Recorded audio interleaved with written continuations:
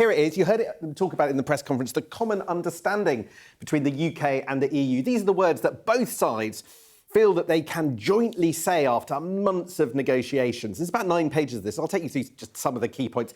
But 2 things leap out. The first is just how much the UK has had to concede in order to get what it wants. And the second thing, look at this. You're going to hear a lot about this. That a lot of what they've been doing is having, look at these words, exploratory talks. You might have felt that Keir Starmer was announcing the end of a process. Far from it. What this document makes clear is we're just at the foothills. Things aren't going to change immediately. Let's look at some of the specifics. Right, security and defence. One of the big parts of today is a UK-EU security and defence pact. And there's lots of talk about dialogue and cooperation. The UK is going to be in loads more meetings, council meetings, EU council meetings, other meetings across a whole range of areas. But what the UK defence industry really wants is this.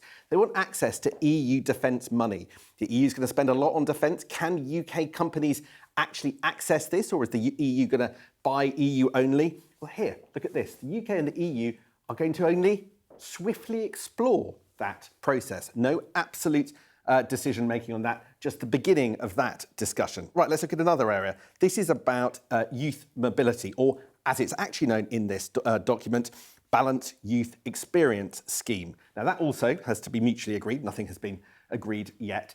And the reason for that is actually in this document, fair enough, a lot of what Keir Starmer wanted to see is absolutely visible, absolutely clear. There's a time limit on it. The overall number of participants has to be acceptable to both sides. But there is a concession here. It does seem as if EU students are going to be able to pay less than they do at the moment. They'll pay the same as UK students if they come to university here. We are allowing them, if the talks agree to it, to joining the Erasmus programme, which will allow students to do that. A couple of other things. Touring artists. Elton John wanted this sorted out when he gave a lot of money and time and backing to the Labour Party last election. And again, there's just an agreement to support cultural exchange. There's no agreement to actually find a solution for that. Now, Jane, this is one of the areas here, e-gates, I think viewers are going to be most interested in. And it's also one of the areas where there's the biggest gap between what I felt Keir Starmer was saying at the podium and what seems to have been agreed. So they're going to talk about what to do about that. And they note that European Union citizens could use British e-gates, but we can't do it the other way around sometimes.